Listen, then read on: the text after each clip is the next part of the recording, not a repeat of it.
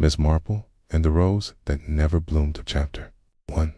A garden party interrupted the late afternoon sun slanted across the manicured lawns of Maplecroft Manor, where the villagers of St. Mary's Underwood had gathered for Lady Farnsworth's annual rose competition and tea.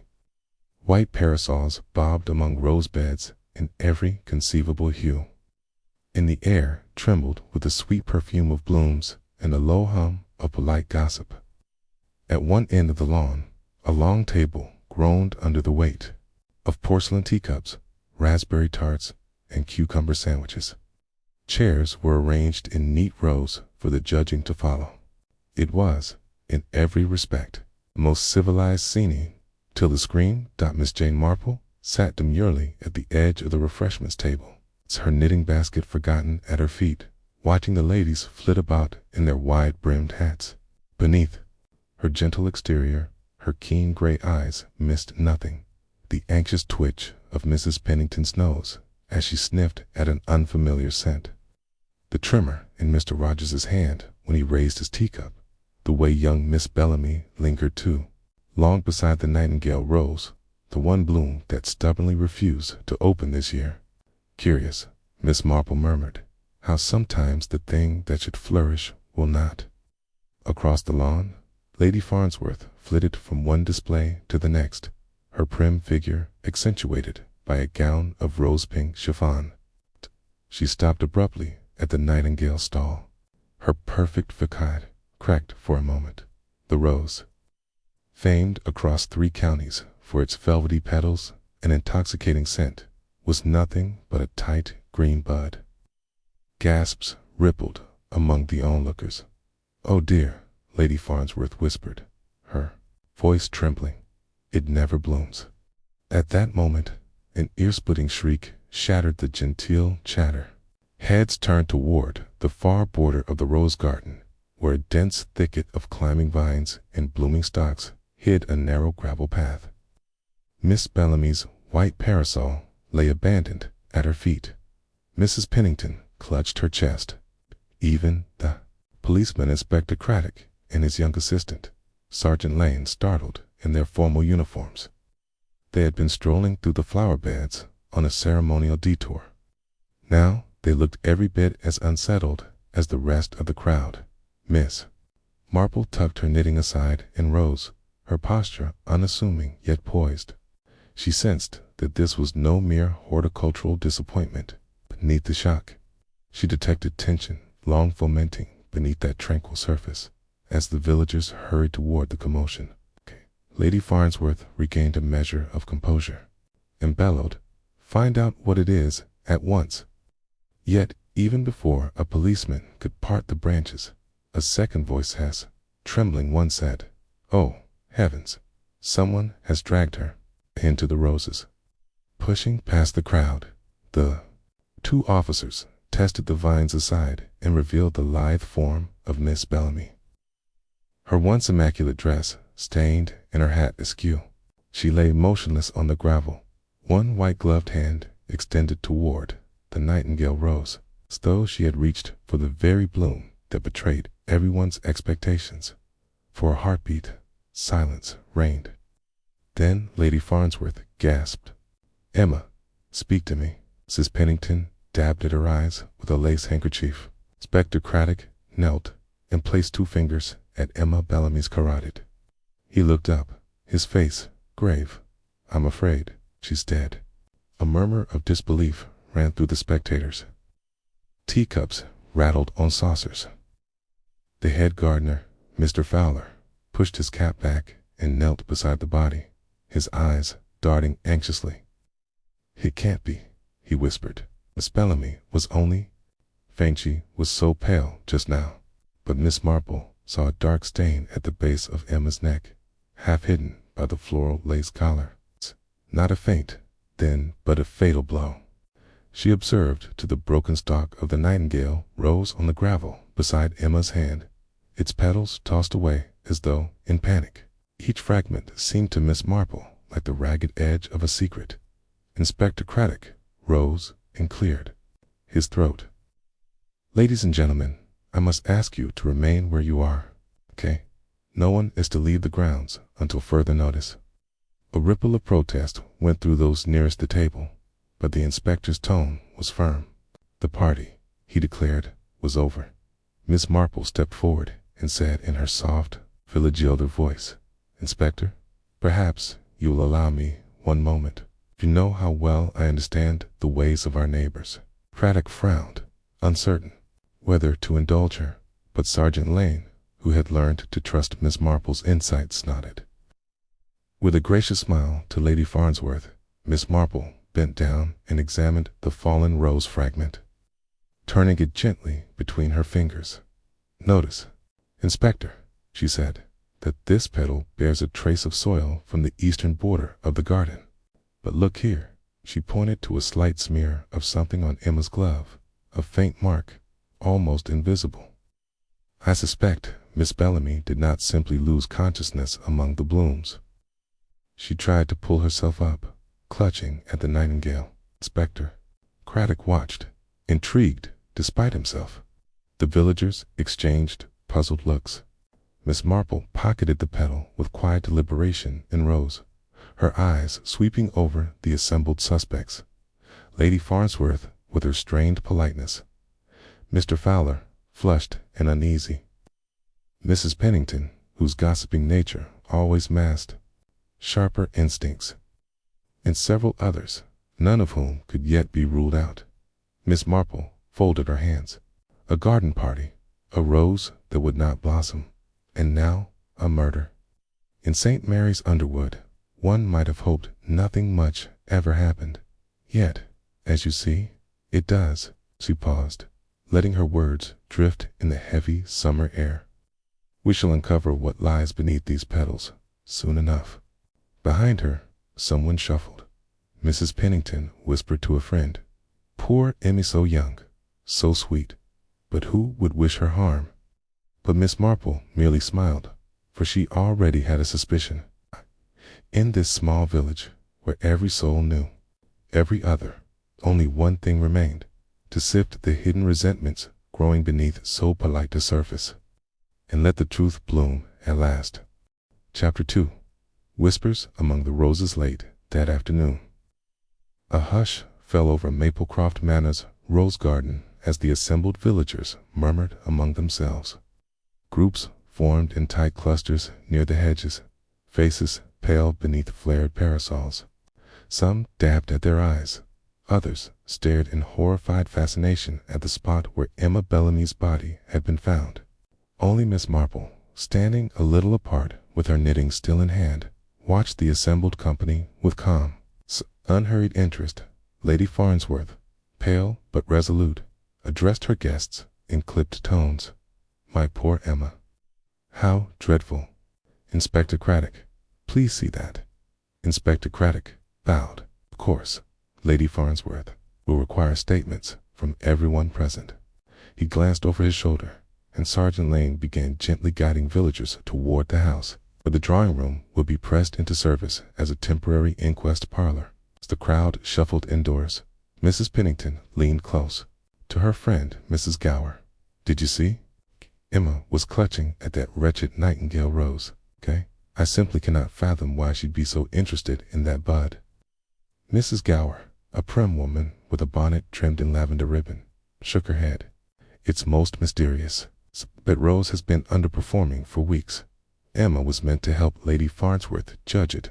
Perhaps she discovered something untoward, something she shouldn't have." Across the lawn, Mr. Fowler, the head gardener, hovered by the broken rose stem, his face drawn and anxious.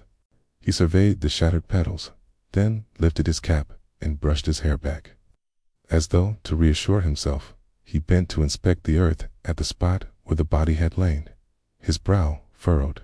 In that act, Miss Marple noticed the fine scuff, marks on the graveled evidence that someone had paced here. Perhaps searching for something, Miss Marple walked over, her knitting needles clicking softly. "Mr. Fowler," she said in her gentle voice, "do you mind if I inquire about the state of the gardens? I understand you have tended these roses for years." The gardener winced. "Yes, Miss Marple, I've grown that nightingale rose here for 5 seasons." It should have bloomed as gloriously as ever, but this year simply hasn't opened. He paused, wiping his hands on his apron. I thought it odd when Miss Bellamy asked to inspect it this morning. She seemed unsettled, as though she'd noticed something amiss. Unsettled how? Miss Marple asked. Fowler hesitated. See, sad she thought she heard whispering voices coming from the border hedges. But who would speak ill in secret among rose bushes? Miss Marple tucked that away. Voices in the hedges. Secret conversations. A motive, perhaps, whispered, not shouted. Meanwhile, Lady Farnsworth, pale but elegant even in distress, hovered in the drawing-room doorway. Her cheeks still bore the faint stain of tears. She surveyed her guests, now suspects in her own drawing-room, each seated stiffly around low tables. The collection included Mrs. Pennington, Mrs. Gower, Mr. Fowler, the local vicar, Reverend Hargreaves, and Miss Bellamy's cousin, Reginald Pelham. Even a traveling horticultural expert, Mr. Sanderson, who had arrived earlier in the week to advise on rare cultivars, was present. Inspector Craddock raised his hand. Thank you all for coming. I will ask each of you to give your account of events today. Please speak plainly and truthfully. We wish to determine how Miss Bellamy met her unfortunate end. Reverend Hargreaves cleared his throat. Gentleman. In his late 50s, he wore his clerical collar with modest pride. I was admiring the show-stopping Crimson Empress Rose when I heard Lady Farnsworth's cry. I ran toward the path and found, the dreadful scene. Mr. Sanderson, a tall, angular fellow in his 40s, frowned as though tasting something sour. I was examining the tendrils on the night-scented stalks by the east border. In all my years, I've never seen such poor performance in the nightingale. I suppose I should have taken more interest, but I was called away by some commotion near the refreshments. Inspector Craddock nodded. Thank you. Your observations will be noted. He turned to Mrs. Pennington. Madam, to gossiping. Mrs. Pennington fluttered. Oh, Inspector, it's all so awful. Emma and I were chatting about Lady Farnsworth's new tea blend when she suddenly said she must visit the roses. I thought it peculiar, but she insisted. She sniffled. I wish now I had insisted she stay. Reginald Pelham, dark-haired and always slightly defensive, cleared his throat. Emma and I had argued earlier today over the division of the position of the inheritance frocks. I admit I was cross-eyed, felt she should not insinuate that I cared only for material matters, but I would never harm my cousin. I dashed off in displeasure when she said she'd rather inspect those roses than help me choose a sash. I thought nothing more of it. Miss Marple heard enough to sketch the outlines of squabbles, Pelham's pride wounded by his cousin, Pennington's maternal regret, Reverend Hargreaves' startled dismay. But it was the witness whose turn came last who garnered Miss Marple's particular interest. Mrs. Beechwood, the elderly lady who kept pigs on the village outskirts and possessed a reputation for sharp observations. She shuffled forward with surprising briskness. I was coming in from delivering fresh cream to Lady Farnsworth, Mrs. Beechwood began, when I saw Miss Bellamy slip between the hedges, as if in search of something. I called to her, Emma, what are you doing back there? But there was no reply. She sniffed. Then I heard a scuffle. When I reached, I saw Miss Bellamy lying there, and I fainted. She patted her fingers to her lips. I fear I am not of much use, but I thought Miss Bellamy's face looked aghast, not at me, but at something she beheld. Miss Marple leaned forward. Did you see anything of what she looked at? Mrs. Beechwood closed her eyes, as though peering at a distant memory. Something wrapped in gardening cloth, or perhaps the handle of a shovel, covered, I should say, whatever it was. It startled her terribly. Inspector Craddock made a note. He looked at Miss Marple and hesitated. Madam, would you care to share any observations? Miss Marple pressed her knitting aside and spoke softly. I noticed a few things, Inspector. First, the gravel where Miss Bellamy lay bears the print of a narrow heel, someone wearing finer shoes than the gardener's boots. Second, that broken stalk of the nightingale, Rosie, found petals from another cultivar entangled among its thorns. It suggests the killer may have struggled, perhaps knocking over adjacent blooms. She paused, letting the weight of her words settle. Finally, I observed Miss Bellamy's glove. One of them bears a faint fleck of blue paint. A murmur ran through the room. Blue paint. Inspector Craddock fixed Miss Marple with a steady gaze. Blue paint. Interesting. Miss Marple inclined her head. Yes, I suspect Miss Bellamy brushed against something coated with it. Perhaps at the gardener's shed on the steps of the potting room door. Mr. Fowler paled. The shed doorframe was repainted in cerulean just 2 days ago. But only I and the painters knew of that. A sudden tension crackled between gardener and expert horticulturist. Mr. Sanderson's eyes narrowed. Blue paint on a glove that gripped a rose stem. Miss Marple's mind ticked over possibilities. Had Emma discovered someone stealing seedlings or hiding evidence in the shed? Lady Farnsworth rose, as though determined to reclaim the situation. Emma was so fond of that shed. She loved watching the potting roses thrive. Surely it must be connected. Inspector Craddock tapped his notebook. I shall have my men examine the gardener's shed and the potting room. In the meantime, I thank you all. Please remain available for further questions. With that, he stood and moved toward the door. The villagers rose stiffly, their gossip silenced by the gravity of her death. Only Miss Marple lingered, gazing at the window where the roses turned to dusk. Alone with Sergeant Lane, she murmured, I believe our next step is clear, Sergeant. The answer lies not in the blooms here on the lawn, but in what grows behind closed doors. Sergeant Lane nodded. Yes, Miss Marple. Shall I accompany you to the gardener's shed? By all means, she said. But first, she added, picking up her knitting, let us walk past the nightingale rose once more. I wish to see if it whispers anything more to me under the waning light. Together, they crossed the lawn, past a broken stalk, and scattered petals, Miss Marple's keen eyes roaming over every detail.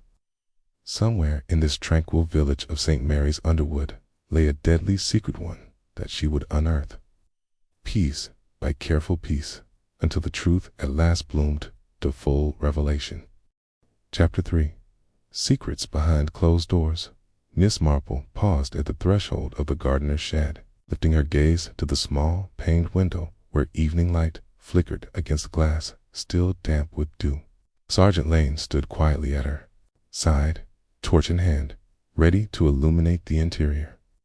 Around them, the late summer hush settled like a shawl over St. Mary's Underwood, broken only by the distant clip-clop of a horse-drawn cart and the faint murmur of voices drifting from the manor's back wing. The shed door retained faint streaks of cerulean paint along its lower edge, just as Miss Marple had surmised. She knelt, inspecting the dried drips and flecks that lay embedded in the gravel. Note, Sergeant, she murmured, that these streaks correspond precisely with the flecks on Miss Bellamy's glove.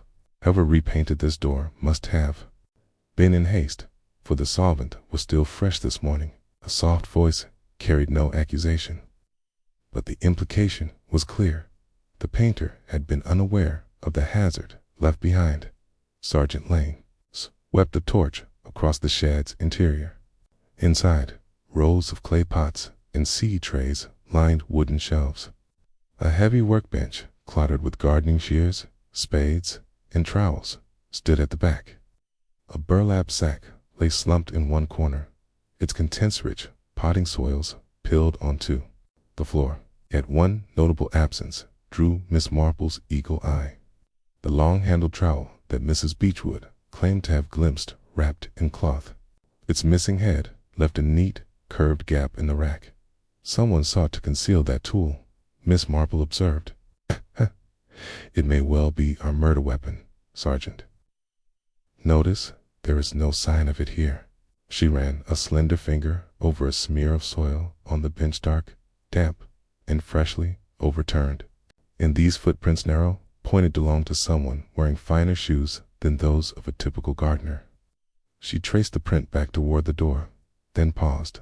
Yet the killer retraced his steps, wiping clean the outer floorboards, but ignoring this interior patch. Here she was determined to remove evidence, but lacked either the time or the foresight to clean thoroughly. Lane nodded thoughtfully. So, we have blue paint, missing trowel, and muddy footprints. Next, Miss Marple. She stood and turned, sweeping her gaze across the neat rows of seed packets pinched between the window frame. We must determine who had opportunity and motive to steal that trowel and to repurpose it for murder. Recall that Miss Bellamy carried clay samples here only hours ago. She may have discovered evidence in this very shed. She hesitated, considering the implications. And whoever repainted this door, were they covering the paint marks to hide their presence, or were they simply careless? Their examination concluded, Miss Marple and Lane walked back along the garden path. The manor's tall windows glowed warmly against the cooling sky. As they approached the house, Inspector Craddock lounged by the back door, arms folded. His expression mingled curiosity and impatience. Any discoveries, Miss Marple? She offered him a polite nod. Indeed, Inspector. The missing trowel and the flecks of cerulean paint strongly suggests someone here sought to destroy evidence. I recommend searching not only the tool racks, but also the pockets and coats of those present at the garden party. It may be that the paint transferred to clothing. Craddock made a note. Very well. I'll have my men carry out a thorough search. He glanced over at Sergeant Lane, informed the others that Miss Marple's insights will guide our next steps. As the officers dispersed, Miss Marple lingered by the back steps, peering into the darkening carriage entrance. There stood Mr. Sanderson's motorcar Ritz paint, still gleaming under the porch light. She approached it and gently tapped the door's edge. A faint streak of blue paint, darker and glossier than the door's finish, marked the lip of the driver's side. Curious, she mused. Our horticultural expert arrived with the painters only 2 days ago. He may have aided with the repainting, or at least observed it closely. Footsteps approached. Lady Farnsworth emerged, draped in a shawl of moss green. Her eyes, ringed with fatigue, regarded Miss Marple with gratitude tinged by anxiety. Miss Marple, must this dreadful business drag on so? My guests are unsettled. Miss Marple inclined her head gently. I understand, Lady Farnsworth, but truth sometimes tarries before revealing itself. I believe our friend Mr. Sanderson had reason to be near the shed yesterday and to bring fresh paint here. We must ascertain whether he repainted alone or in company. The lady drew in a shaky breath. Mr. Sanderson did mention he would demonstrate a new treatment for fungal disease. He said he would need to clean and repaint the shed's door as part of the demonstration. Indeed, Miss Marple said, her eyes kind but unwavering. So, we must learn why he omitted to clean the paint residue from his shoes. That oversight may be the very clue that brings the solution. Lady Farnsworth hesitated, then said softly, I will speak to Mr. Sanderson at once. But forgive me, Miss Marple, there is another matter weighing on my mind. She glanced toward the window. Emma, she was to inherit my rose gardens. In her will, she asked to care for the nightingale rose next season. She planned to breed a new cultivar. I had no idea her ambitions extended so far. Miss Marple's eyes sparkled. Ah, a potential motive, then? The promise of exclusive rights to a prized cultivar might have stirred envy, and from what Miss Bellamy whispered, she believed someone intended to appropriate her research. She paused. We should look for Emma's notes perhaps in the potting room or in her personal satchel. They may reveal whom she feared. Thus, the night deepened, Miss Marple retraced her steps to Lady Farnsworth's drawing room, where the remaining guests sat in somber clusters.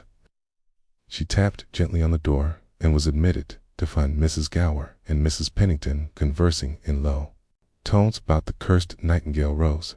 Through the window, she could see the vast border of unopened but silent witnesses to a crime that spied explanation. Miss Marple placed a hand on the mantel and addressed the assembled ladies. "Good evening. I trust you have all remained present. Inspector Craddock will soon require your clothing and shoes for inspection. In case any of you bear signs of paint or soil, prepare yourselves."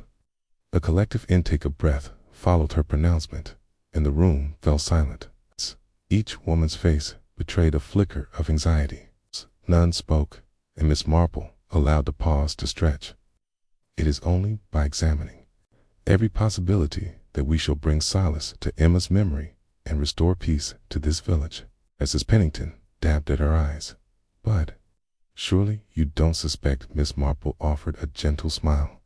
"We suspect no one unjustly. We merely follow the clues." She turned to Mrs. Gower. "Do you know where Miss Bellamy kept her notes? They may be vital." Mrs. Gower blinked. "She locked her satchel in the guest bedroom." "I believe it is still there." "Thank you," Miss Marple said. She turned to the silent company. "Please retire to your rooms and prepare for Inspector Craddock's examination. Tomorrow we will uncover what was hidden behind these polite facades." As the ladies rose and filed out, Miss Marple paused at the window, looking once more at the nightingale rose. Spud, stubbornly closed, seemed to mock her, yet she felt certain that, like the seed beneath the soil, the truth would open in its own time, revealing all that had been buried in the shadow of that silent bloom. Chapter 4. The Pages That Whispered. The hush of night lingered in the corridors of Maplecroft's manor as the residents filed past the drawing room, each clutching a trembling garment or a pair of shoes for Inspector Craddock's inspection. Miss Marple, unburdened by nervousness, moved quietly through the dimly lit hallways, guided by the soft glow of a single oil lamp. Her knitting basket, still half used, rested against her hip like a comforting companion at the head of the corridor. The guest bedrooms lay silent and somber. Mrs. Gower, with trembling fingers, unlocked Emma Bellamy's door and stepped aside to let Miss Marple enter first. Inside, the room seemed undisturbed. A neatly made bed with a quilt patterned in rosebuds, a writing desk strewn with unopened envelopes, and a small suitcase by the wardrobe. Miss Marple's sharp eyes fell immediately upon Emma's satchel, lying on a chair beside the desk. She lifted its brass clasp and removed a slim, leather-bound notebook. "Here," she murmured, running her thumb along the edge of the cover. "This belongs to Emma." She sank into the chair and opened the book to the first entry. The pages were filled with careful diagrams of rose petals and hand-lettered notes on grafting techniques. Yet midway through the journal, the entries became more hurried. Miss Marple's eyes flicked to a page where Emma had penciled a hastily drawn map of the rose garden with a circled X near the potting shed. Beneath it, a single line in Emma's neat script: "He hides more than tools here." Miss Marple paused to reflect. She skimmed further and discovered marginal annotations, observations on overheard conversations. Names like Pelham, Sanderson, and Fowler scrawled in the margins, each accompanied by a short note, too defensive, too keen, too anxious. It was clear Emma had grown uneasy, suspecting that someone was tampering with her work. A soft knock at the door announced Sergeant Lane. He held a brown paper parcel, 2 pairs of shoes, one with faint blue flecks, the other muddy at the heels. "Inspector asked me to bring these," he said quietly. "Excellent," Miss Marple replied, closing the notebook and tucking it into her apron pocket. She rose and followed Lane into the corridor, where Lady Farnsworth waited anxiously. "Believe we have cause for particular interest in Mr. Sanderson's shoes," Miss Marple said, indicating the pair with blue flecks. "But let us hold off on any conclusions until morning light." Lady Farnsworth nodded, though her worry lines deepened. The night air seems colder now, she whispered. I fear this tragedy will haunt us for a long time. Miss Marple offered a reassuring smile. The dawn brings clarity, my dear. Tomorrow we shall piece together what Emma discovered. Morning broke over St. Mary's Underwood, with a pale sky and the soft coo of doves in the churchyard. Miss Marple, up before breakfast, strolled into the rose garden, notebook in hand. The dew glistened on every bud, and the nightingale rose to her surprise. A cat at last unfurled a single delicate petal, as though bowed under the weight of its own beauty. Miss Marple knelt and gently touched the pale pink edge. A sign, she mused, that secrets once hidden can be coaxed into view. She was joined by Inspector Craddock and Sergeant Lane, who approached with trays bearing the seized shoes and gloves spread upon white cloth. Craddock examined the blue-flecked pair with interest. The paint is identical to that on the shed, he noted. We can confirm Mr. Sanderson wore these shoes at the party. Miss Marple tapped her chin. Yet he claims only to have come for a brief botanical demonstration. Why repaint the shed door, if not to prepare the scene for something more sinister? And why neglect to clean his shoes? Sergeant Lane interjected. The muddy pair belonged to Mr. Fowler, though his boots bear only ordinary earth from the garden. Borders, no paint. Both pairs have traces of soil under their soles. He handed Miss Marple a magnifying glass. She peered at the muddy treads. Yes, Mr. Fowler's soil matches the clay bed beneath the tea party border, near Lady Farnsworth's bench. But Sanderson's soil under the sole of his right shoe is different, gritty, coarse, with tiny fragments of brick. Inspector Craddock raised an eyebrow. Brick fragments. There's no brickwork near the potting shed. Precisely, Miss Marple said, which suggests Mr. Sanderson walked across the flower beds to the old potting room annex, now walled up and bricked over. That would explain the presence of brick dust on his shoes. Sergeant Lane nodded, realization dawning. The annex. It was converted last year.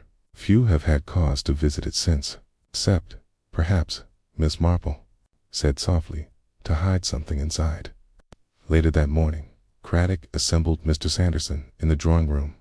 The expert's composure faltered when confronted with the brick dust evidence. He stammered that he only toured the gardens and never entered disused areas. When pressed about the sealed annex, he hesitated. His eyes flicked to Miss Marple, who watched him with patient curiosity. Mr. Sanderson, the inspector said, would you mind opening the annex door so we can confirm your statement? Sanderson swallowed and led them to a side path where a red brick wall bore a small oak door fitted with a brass knob.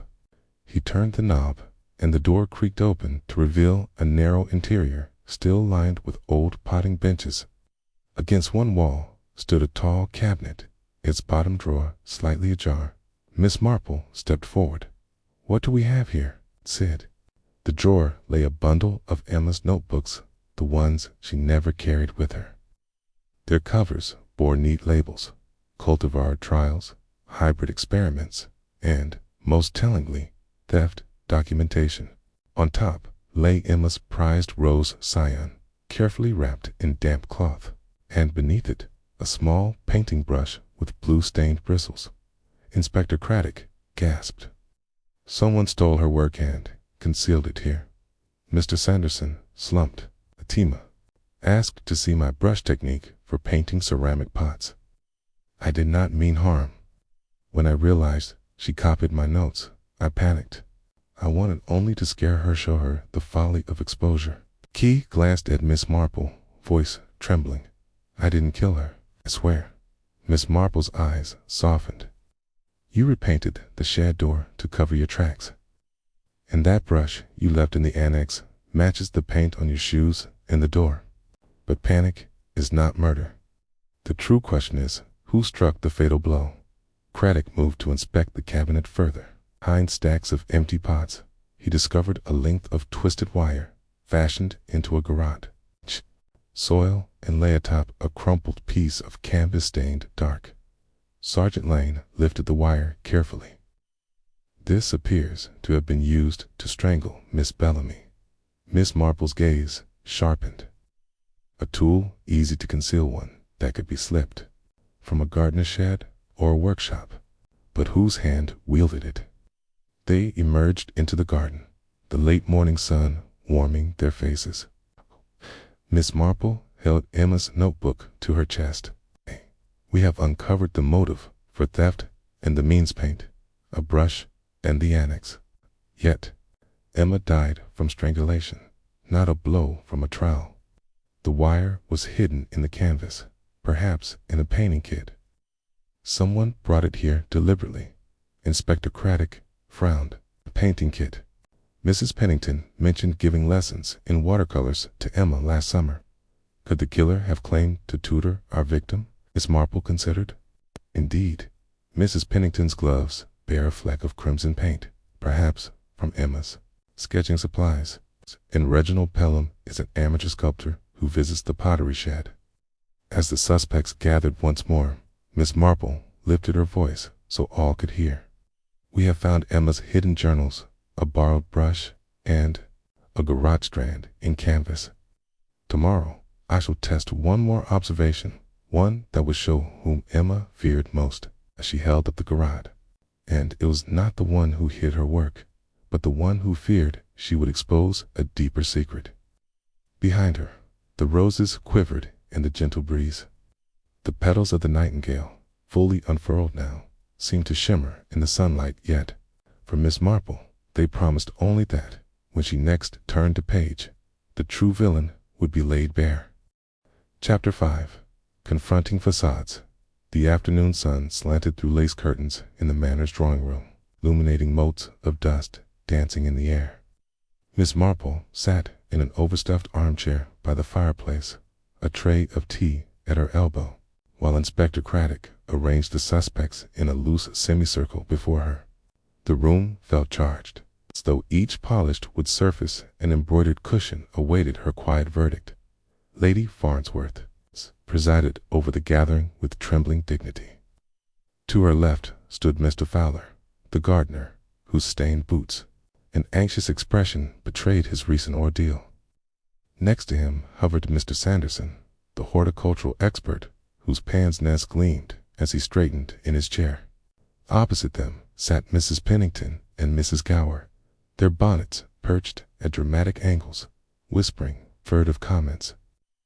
At the far end, Reginald Pelham looked restive, his dark eyes darting from one face to another. Inspector Craddock cleared his throat. Miss Marple has requested a series of modest interviews. She will speak with each of you in turn. His tone brooked no objection, and the first to rise was Mrs. Pennington, who approached Miss Marple with a theatrical sniffle. Madame, Miss Marple began, you mentioned that you taught Miss Bellamy to paint in watercolors last summer. She told me she enjoyed your lessons. Did she ever confide in you any concerns about her rose experiments? Mrs. Pennington's gloved hands fluttered. Why, yes, once or twice. She said she thought someone was snooping in her potting room, perhaps taking samples without her permission. Told a gentleman of breeding hardly stooped to such behavior, but she was uneasy. Did she ever name a suspect? Miss Marple asked, gazing with benign curiosity. The older lady coughed delicately. She suspected Mr. Sanderson, though she spoke of it only in whispers. He acquired rare specimens, and she feared he might have claimed her hybrid work as his own. Anderson's lips tightened. Preposterous. I admired Emma's talent. Any suggestion I would steal her research is beneath me. Miss Marple inclined her head as though considering both statements. Equally. Thank you, Mrs. Pennington. Please return to the group. Mrs. Pennington curtsied and fluttered away. Next, Miss Marple called forward Mr. Fowler. The gardener's cap trembled in his hands. Mr. Fowler, Emma admired your knowledge of soil composition. Did she ever ask to examine your seed stock or discuss grafting techniques with you? Fowler swallowed. She did, but only as a courtesy. I offered her samples from my own collection, but she declined. She preferred to track a disease I had discovered in the nightingale's lineage. Did you suspect anyone might wish to sabotage that lineage? Miss Marple persisted. He hesitated, then admitted, I thought Mr. Pelham fancied himself a breeder as well, though he lacked my experience. He once remarked that so fine a rose should belong to a gentleman, not to some amateur horticulturist. Reginald Pelham stiffened, but said nothing. Miss Marple nodded, letting the silence linger before dismissing the gardener. Reginald approached, his gaze flickering over the room. Miss Marple, he said, voice courteous but cool, I regret much of the exchange I had with Emma earlier. It was trivial frocks and ribbons, nothing to do with her work here. He paused, as though weighing his words. But I did ask her to meet me privately after the tea party. She declined. I assumed she needed solitude for her notes. Where did you plan to meet her? Miss Marple asked softly. In the potting room annex, he confessed. She said she feared being overheard in the drawing room. I meant only to apologize. Miss Marple's eyes narrowed imperceptibly. Yet you knew that room to be sealed and little used. Pelham nodded. Yes, I thought it the most private place. But when I arrived, the door was closed and I found it locked. Did you try to re-enter later? She continued. He hesitated. No, by then I had word of the tragedy.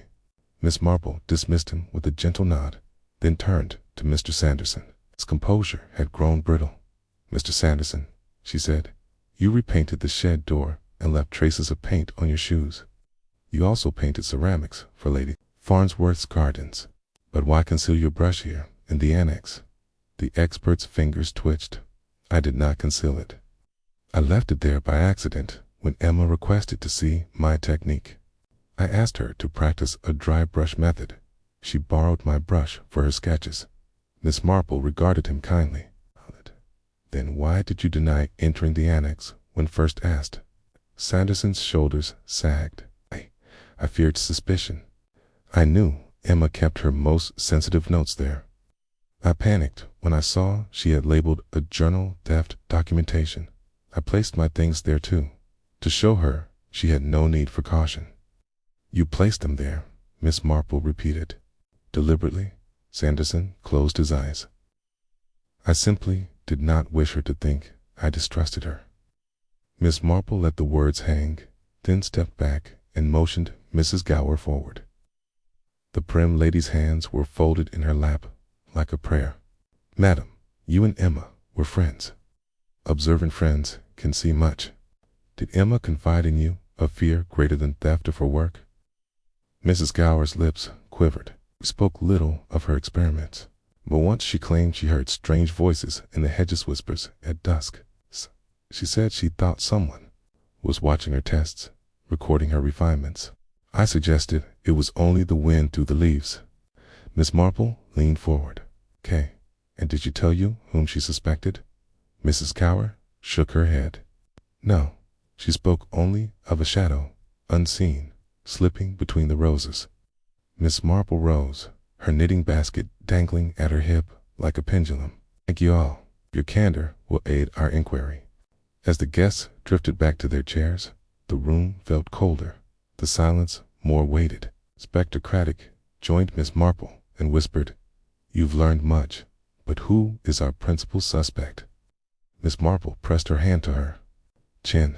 Each has motive, each had means. But only one feared exposure not of stolen notes, but of a secret darker than academic theft. She paused, glancing at the window where the roses outside trembled in an afternoon breeze. Tomorrow I shall bring that secret into the light. The inspector frowned. And how? Miss Marple smiled faintly, setting a small trapper. Question directed at one individual, in which only the guilty will give themselves away. She folded her knitting and stood. For now, let us enjoy some tea. Even in a house of grief, one must retain civility. The room stirred, and the suspects exchanged uneasy glances. Beneath their polite smiles lay hidden truths that, with the next carefully posed inquiry would unravel like the petals of the nightingale rose at dawn. Chapter 6. A hidden whisper late that evening. When the manor's lights glowed warmly behind heavy curtains and the gardens lay cloaked in midnight velvet, Miss Marple resolved to revisit one more corner of Maplecroft Manor. Slipping through the quiet corridors, she carried with her Emma Bellamy's leather-bound journal and a small lantern whose flickering flame cast playful shadows on the oak-paneled walls. Her destination was the library, a lofty room with shelves that stretched nearly to the ceiling, each lined with leather tomes and volumes on botany, horticulture, and the lore of roses. Emma had visited here earlier in the day, Miss Marple recalled, to consult a rare book on hybridization. Hey, if any clue remained hidden among the pages, it would be here. The library door stood slightly ajar. As Miss Marple entered, her lantern's glow revealed scattered papers on a long writing desk and a single chair overturned, as though someone had hastily left in disarray. She swept aside a slip of manuscript and noticed an impression on the desk's polished surface, a faint outline of a small object once resting there. Leaning closer, she discerned the shape, a thimble or cap of some kind.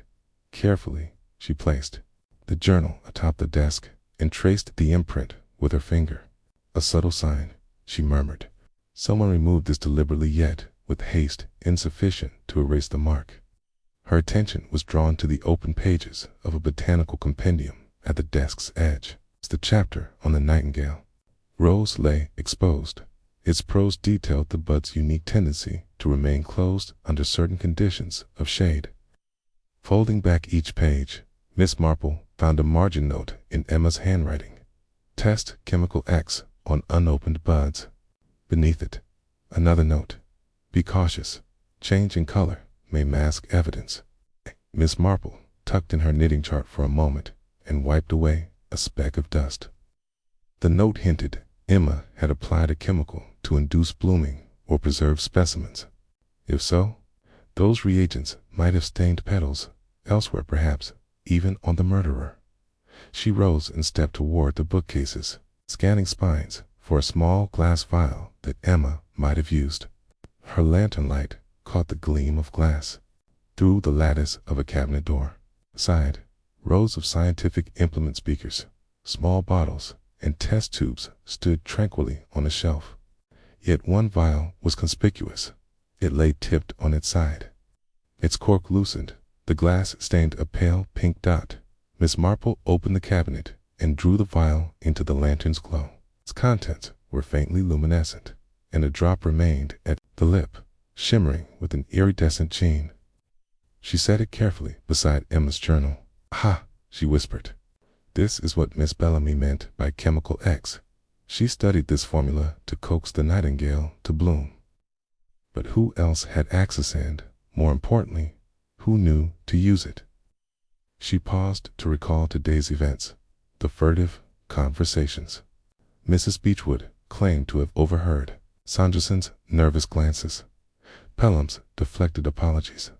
Each had reason to be near Emma's experiments, yet only one would know of a specialized reagent hidden in the library's alcove. As she replaced the vial, Miss Marple noticed a torn corner of paper wedged between two reference volumes.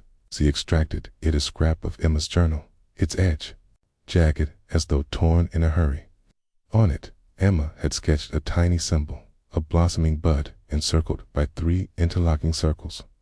Beneath the sketch, a single line read, "Meet me under the rose arch at duska." Thought Miss Marple, turning the paper over.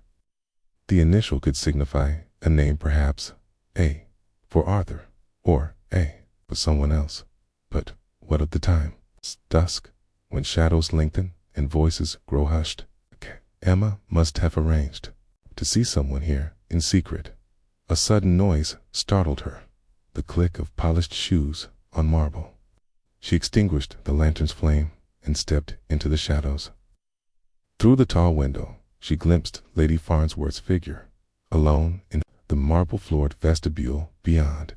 The lady paused, glancing about, then crossed to the hall table were a small pile of letters. Lay one addressed in Emma's hand.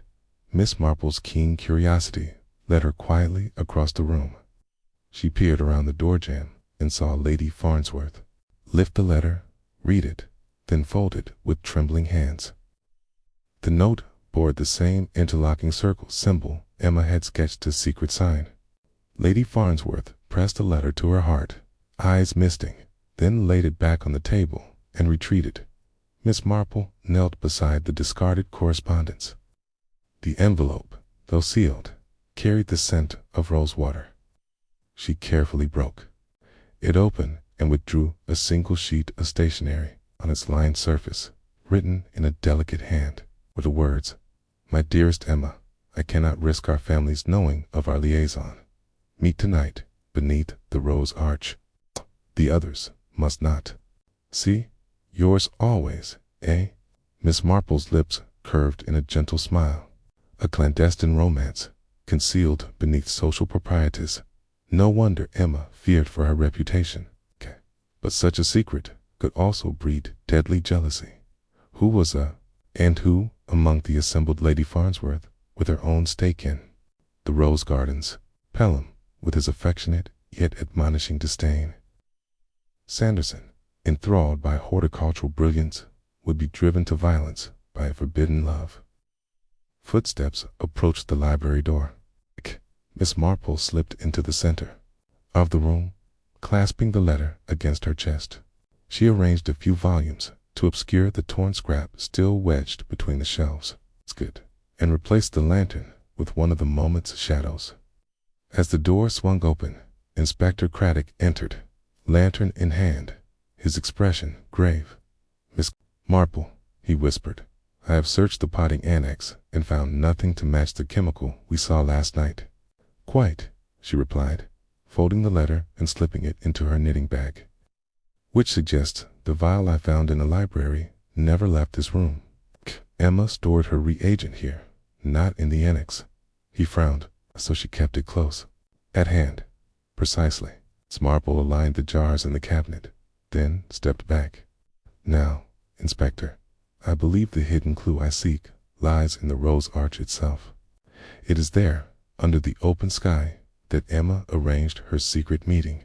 Will you accompany me?" Moments later, they stood beneath the iron-latticed arch where climbing roses mingled in shadow and moonlight. Petals drifted like pale snow around them. Miss Marple bent to examine the gravel beneath her feet and produced a small magnifying glass. "Look here," she said, pointing to a cluster of footprints clustered tightly together. Two people, standing close, perhaps embracing. One set bore the narrow heel of a lady's shoe. The other, a heavier sole with the distinctive tread of Mr. Fowler's boots. Craddock crouched beside her. Fowler's boots. So Lady Farnsworth was not alone. Miss Marple nodded. "The chemical reagent has no place here. It remained in the library. But a letter addressed to Emma, showing that someone met her here. K indicates an emotional bond, yet Fowler's presence suggests conflict, not romance." She stood and brushed fallen petals from her skirt. "Tomorrow, we must ask Mr. Fowler directly why he stood beneath this arch at dusk. He may reveal what Emma whispered under the roses and what secret he tried desperately to protect." They left the rose arch behind them in silence, the fragrance lingering as if in memory. Miss Marple's thoughts turned to the letter marked with the interlocking circles. Beneath social facades, hidden entanglements blossomed and withered, and one more confrontation would bring each secret motive, alibi, and betrayals to bloom. The truth lay waiting in whispered confessions and tender footprints beneath the roses, where Emma's final moments had been shared. And Miss Marple, ever vigilant, would soon coax that confession into the light. Chapter 7. Shadows of doubt. Dawn had scarcely broken when the household awoke to urgent whispers echoing through Maplecroft Manor's corridors.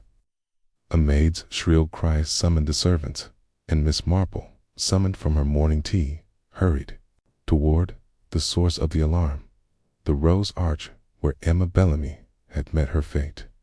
There, crumpled among dew-damp petals, lay Reginald Pelham, conscious and with a dark bruise blossoming on his temple. Inspector Craddock and Sergeant Lane were already on the scene.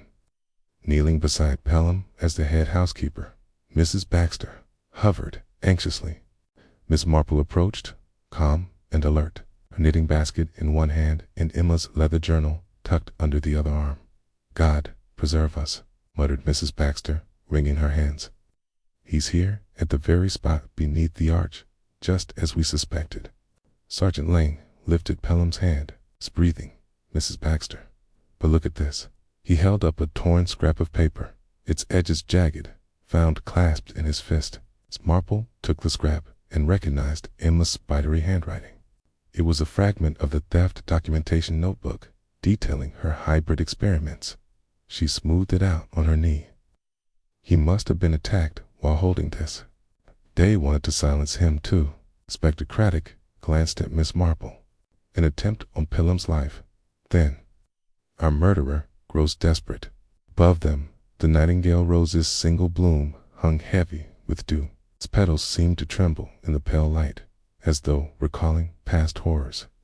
Miss Marple stood and surveyed the small crowd gathered behind the police tape. Lady Farnsworth's ashen cheeks, Mrs. Pennington's lace handkerchief pressed to her mouth, Mr. Fowler's boots planted firmly on the lawn, and Mr. Sanderson's pince-nez glinting with concern. Craddock rose and addressed the group. "No one is to leave the estate. We now have 2 violent incidents on our handsome murder and an attempted murder. I will have my men search for any witnesses or clues."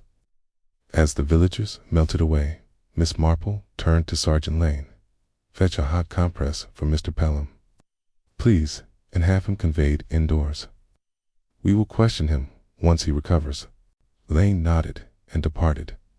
Miss Marple stepped closer to Pelham, who, eyes half open, whispered, "I found it here, under the arch. The notebook fragment. I meant to return it to Emma, but someone struck me from behind." She laid a gentle hand on his arm. "You did well to hold on to it, Reginald. That fragment confirms Emma felt threatened and that you, too, were drawn into her secrets." He breathed heavily. "Emma," she said she feared the culprit would strike again. "Which they have," Miss Marple murmured. "And not only at Emma's hand, but at yours. We must uncover what you discovered, Reginald." She paused as Nurse Hawkins arrived with compresses. Pelham was lifted gently and carried toward the house. Turning back to the archway, Miss Marple surveyed the gravel. Small footprints circled Pelham's, some overlapping. Among them, she detected the fine tread of Lady Farnsworth's slipper, the very same style she had worn at the garden party. Alongside, a chunk of broken brick, dusty and red, lay near the curb. Miss Marple picked it up thoughtfully. Brick fragments again, but not from the annex. "These flakes are weathered from older walls, perhaps the gardener's boundary wall." Sergeant Lane returned, holding a small wooden box. "Inspector would like you to see this, Miss Marple." They entered the nearby potting room, now a makeshift evidence tent. On a table lay Emma's leather journal, open to the page with the interlocking circle symbol, and beside it, a wooden box that had not been there the night before. Miss Marple recognized the smooth varnish and delicate inlay as the kind sold at the Farnsworth estate sale. The previous year Lady Farnsworth had purchased one exactly like it. Gently, she lifted the lid. Inside lay a folded letter-wreath seal, broken, and a scrap of canvas stained with dark soil. The letter's handwriting was Emma's, but the contents were unexpected. "I know your secret as well. K. Meet me in the library at midnight, before all hide behind propriety." Beneath, Emma had added in a second hand, "If you refuse, I will tell." Miss Marple tucked the letter into her apron. Emma uncovered more than academic theft. She discovered a clandestine arrangement, one that terrified someone enough to silence both her and Reginald. Sergeant Lane frowned. "But why lure A. to the library. And why store the letter here? Perhaps to trap the culprit, Miss Marple said softly. Emma was resourceful. She may have laid a psychological snare, hence the midnight rendezvous. She tapped the canvas. This soil fresh, dark, from the potting room. It does not match the garden beds. It suggests someone carried this box from the library to conceal the letter after Emma's disappearance. A sudden thought struck her.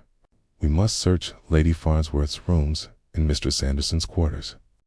The box's design and the soil on the canvas could tie one of them to both locations. Sergeant Lane made notes, and the broken brick outside the arch. Miss Marple nodded. A fragment from the old garden, while only Mr. Fowler would know precisely where to find such aged bricks. He was present beneath the arch at dusk, recall. At that moment, Inspector Craddock appeared, flanked by Mrs. Pennington, whose eyes gleamed with fresh alarm. "Inspector, she began, breathless. Craddock held up a hand. "One moment, Mrs. Pennington. Miss Marple has made important observations." Miss Marple turned to address the small gathering that had formed in the potting room doorway. Lady Farnsworth, Mr. Rhett, Sanderson, Mrs. Pennington, and Mr. Fowler. Each face looked pallid, shadows flitting beneath their eyes. "I will speak plainly," Miss Marple began. "Emma Bellamy was murdered beneath this rose arch because she discovered a secret one she intended to reveal to a whose identity we still seek.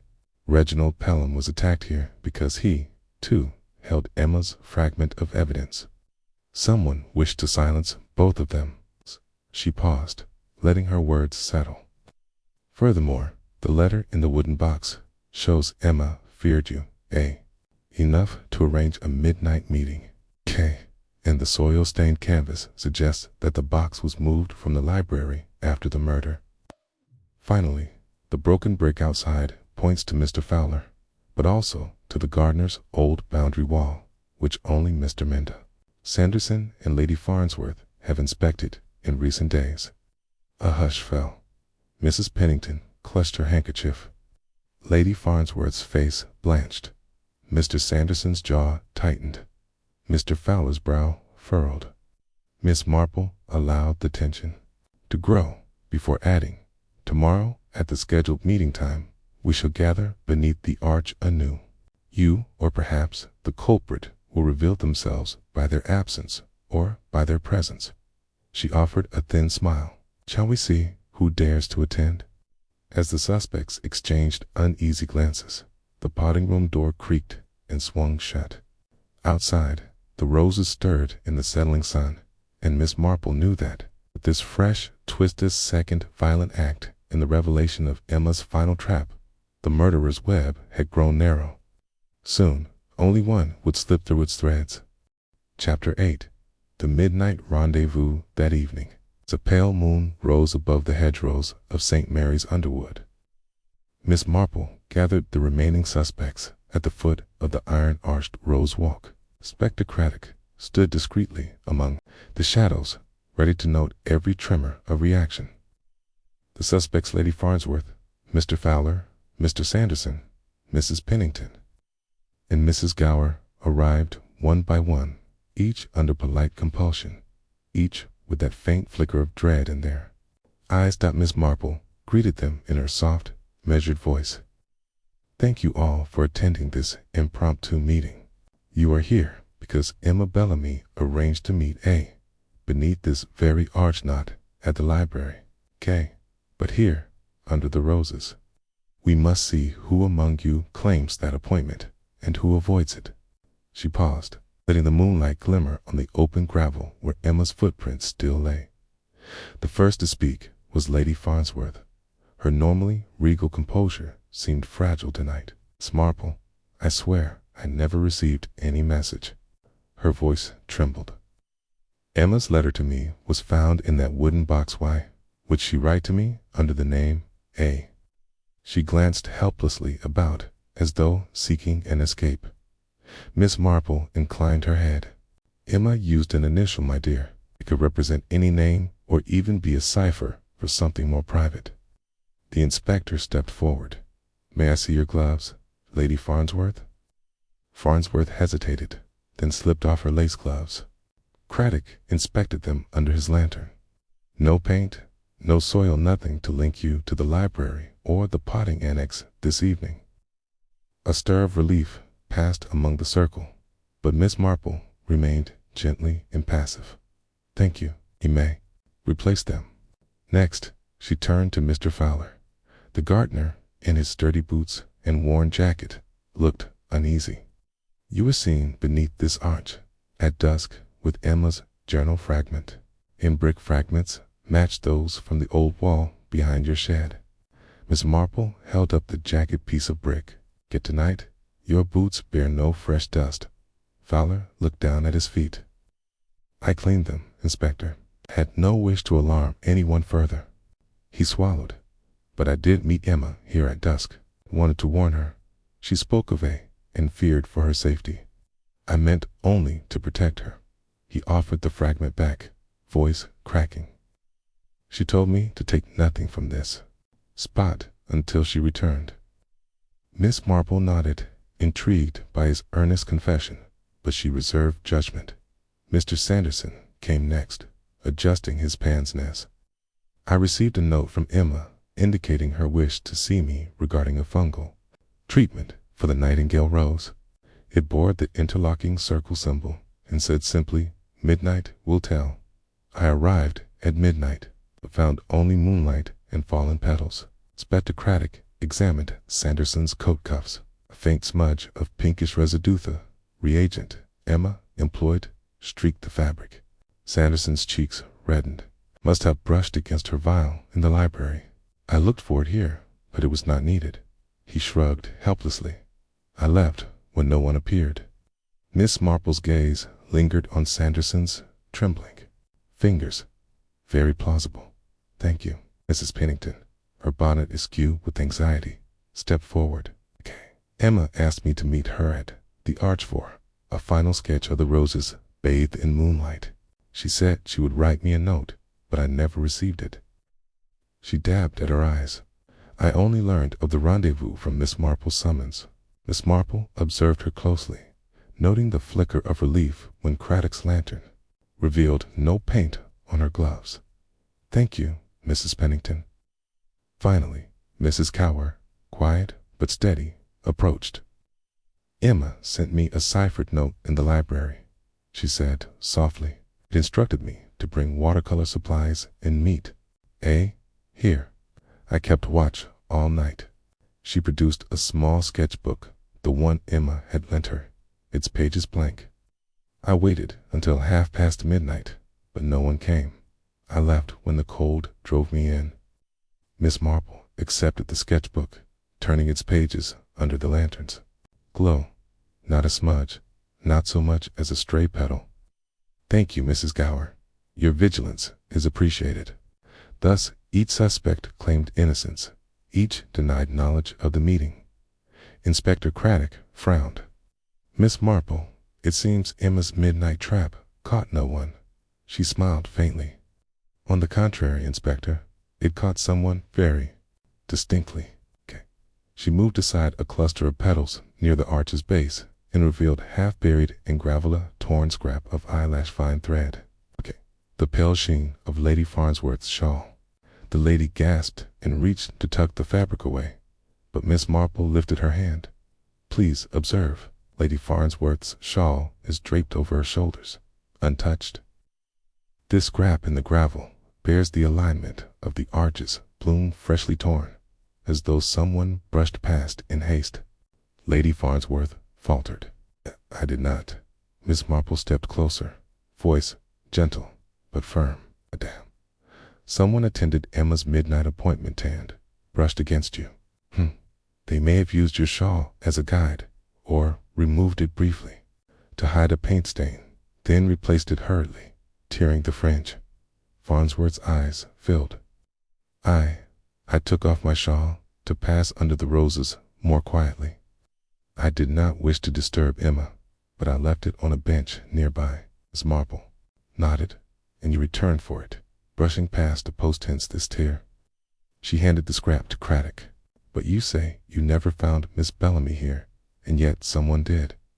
A new tension coiled around the circle. If Lady Farnsworth had reason to be here alone, why did she remove her shawl? And who used it as a prop? Inspector Craddock studied Farnsworth's ashen face. Madam, please accompany me to the library. I wish to see if your shawl bears any residue from the bookshelves. Miss Marple addressed the remaining four.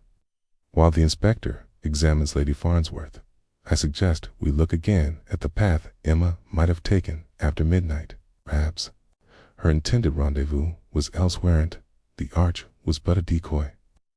They moved silently across the lawn, the moonlight silvering the rose petals. Sergeant Lane pointed to a narrow gravel track leading toward the old potting annex. These footprints here deviate from the main path. Miss Marple knelt and traced them with her lantern. Sets one large, heavy, the other slender and slippered. So the heavy tread matches Pelham's boot, but the slippered print is small finer than Lady Farnsworth's, even more delicate than Mrs. Pennington's gloves.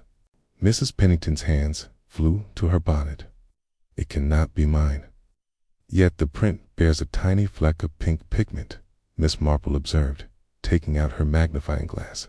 The same hue as the chemical reagent. Mrs. Pennington's face drained of color. She glanced at Sanderson.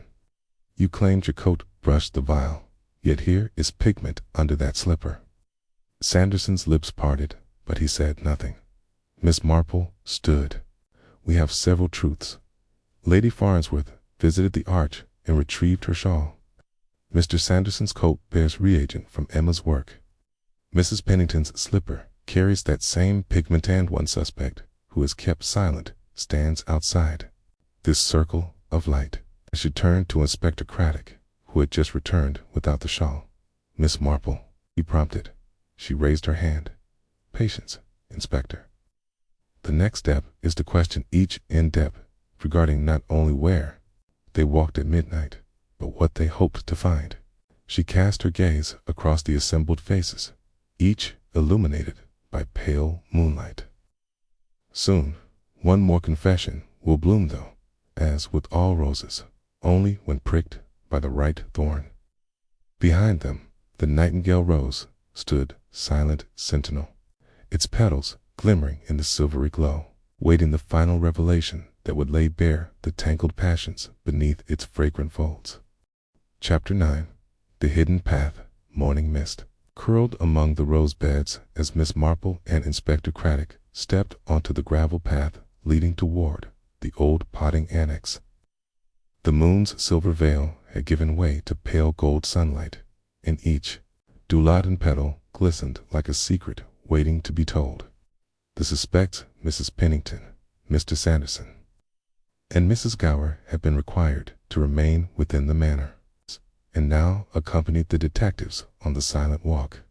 Mrs. Pennington's bonnet was pinched with tension. Sanderson's pince-nez reflected his unease. Mrs. Gower held her sketchbook against her chest, as though it were a talisman. Miss Marple paused at the fork, where the gravel path from the rose arch met the leafy avenue skirting the annex. Here, you see, is where Emma must have turned, she said, pointing to two sets of footprints, one large, one slender. The heavy tread Pelham's ended abruptly. The slippered print continued along toward the annex door. Reginald's collapse prevented him from reaching any further. But Emma proceeded on her own. Mrs. Pennington's voice trembled. Surely she would not go alone, Miss Marple. Miss Marple inclined her head. She felt she must, to confront the person she called A.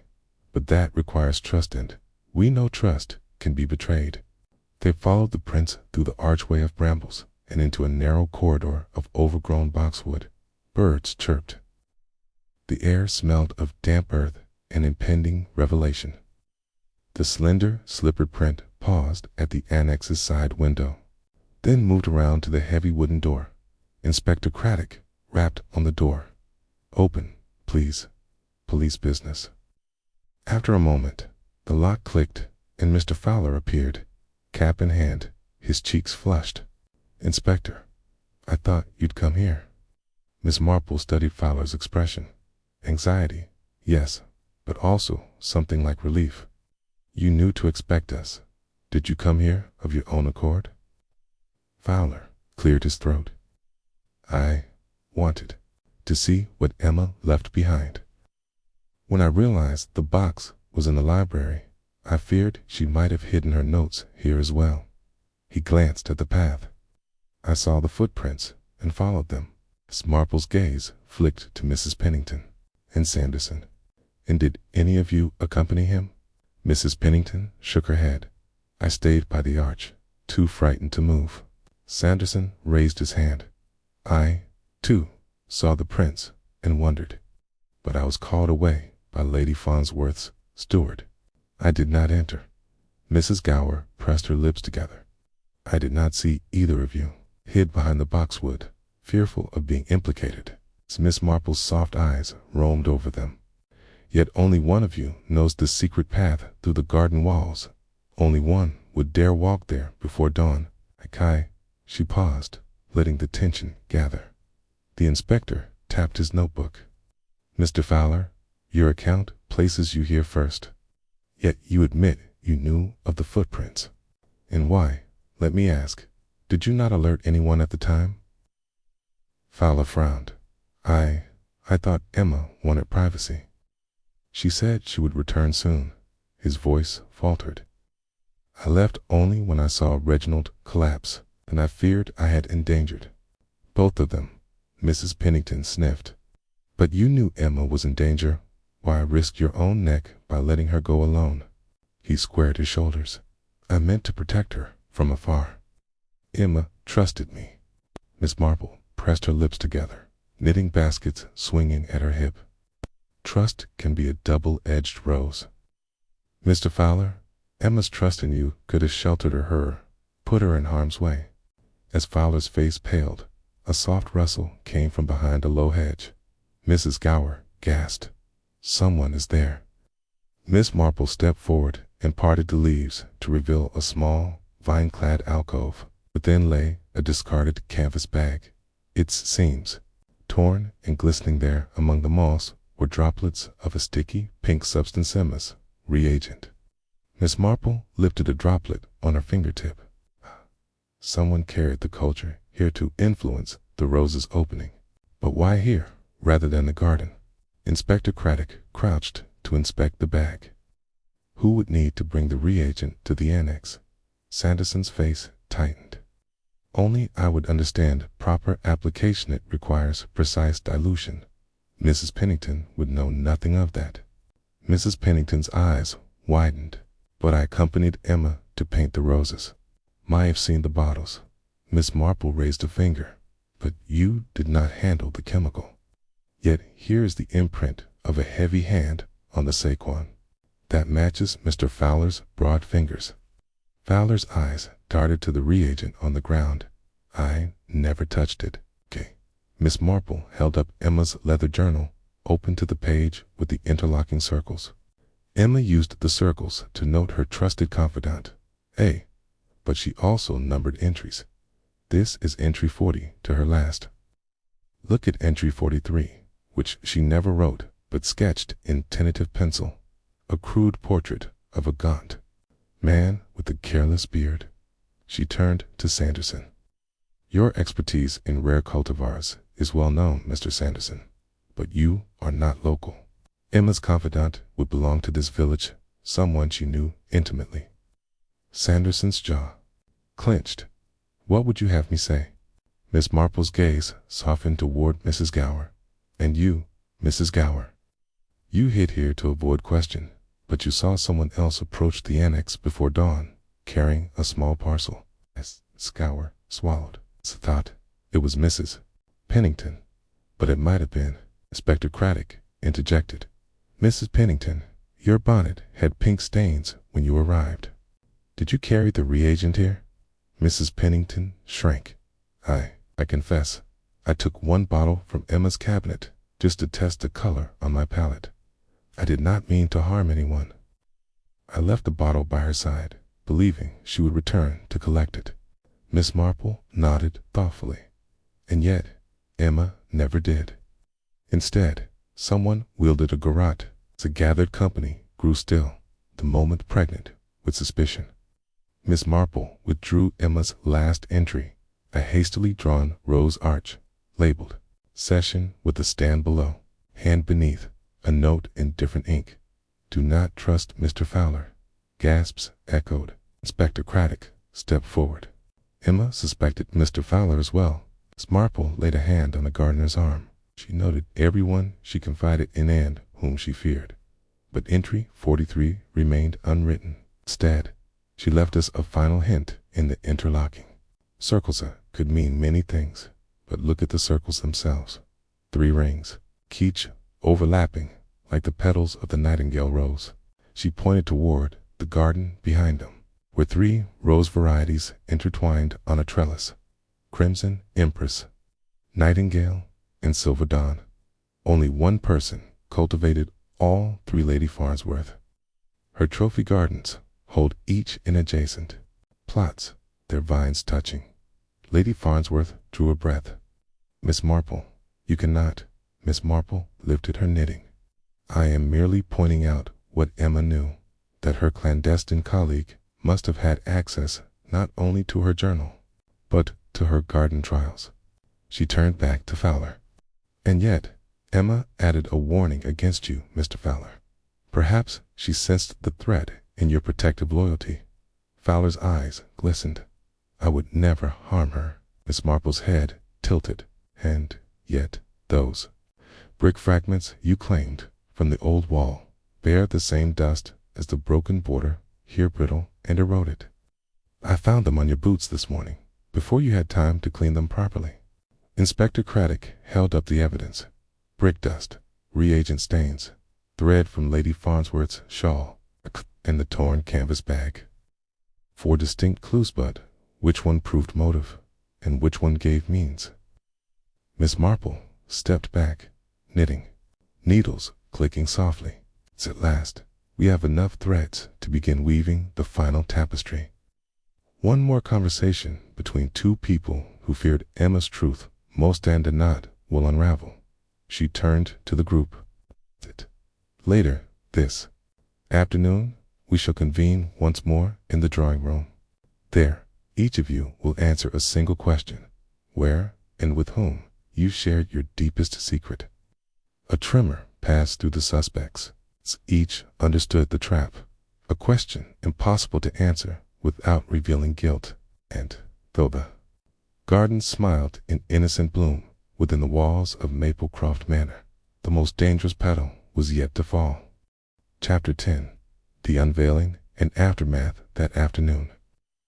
The drawing room at Maplecroft Manor was arranged much as it had been on the eve of the garden.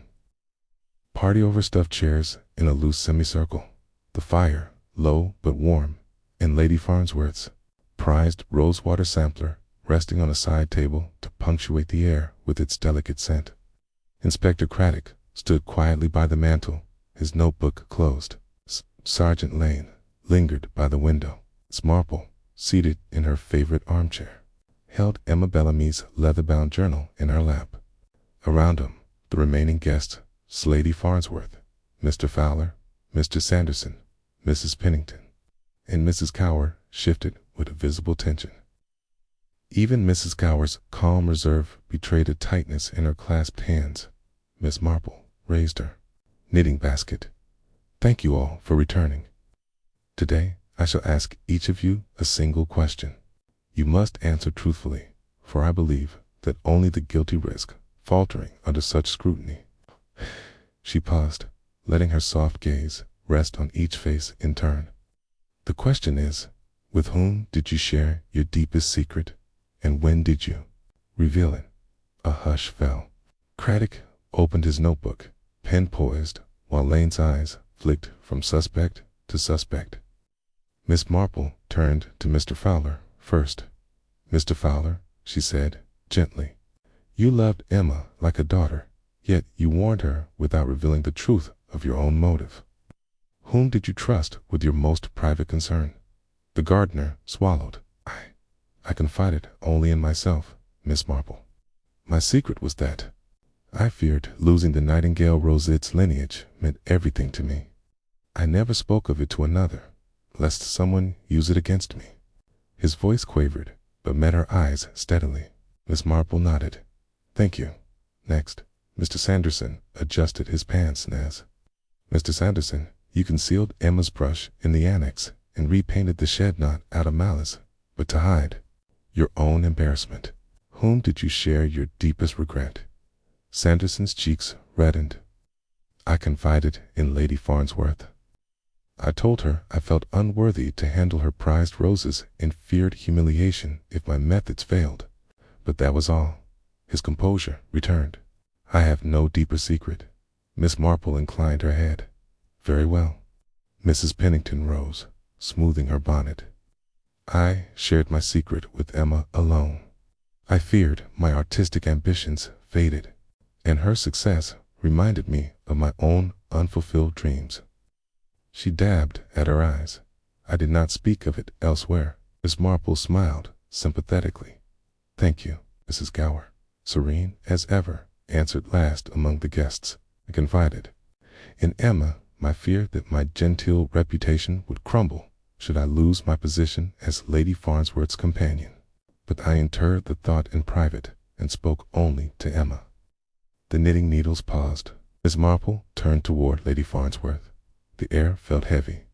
Now, Lady Farnsworth, whom did you trust with your deepest secret?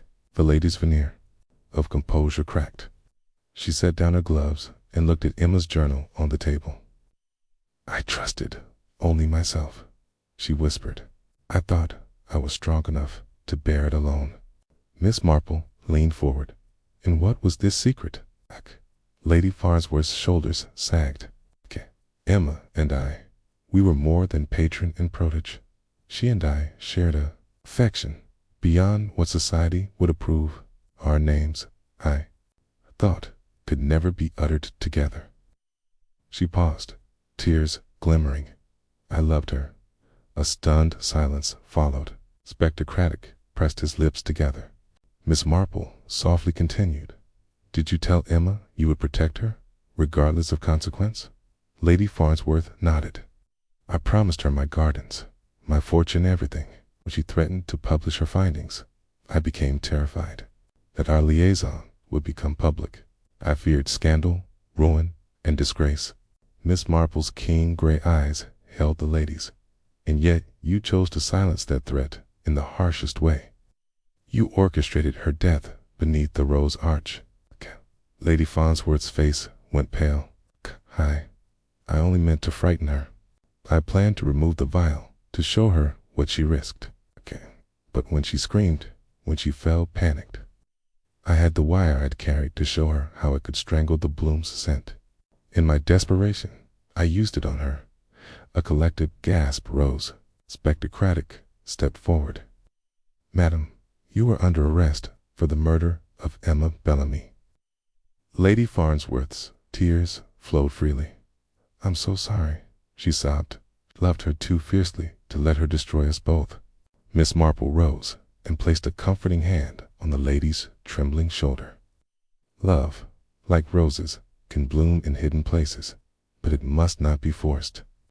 Your fear led you to deeds you now must answer for. As constables lead Lady Farnsworth away, the remaining guest turned away, eyes downcast. In the hush that followed, Miss Marple addressed Inspector Craddock and Sergeant Lane. The nightingale rose bloomed at last, but only after a cruel frost. Gardens and hearts shared this same fragility.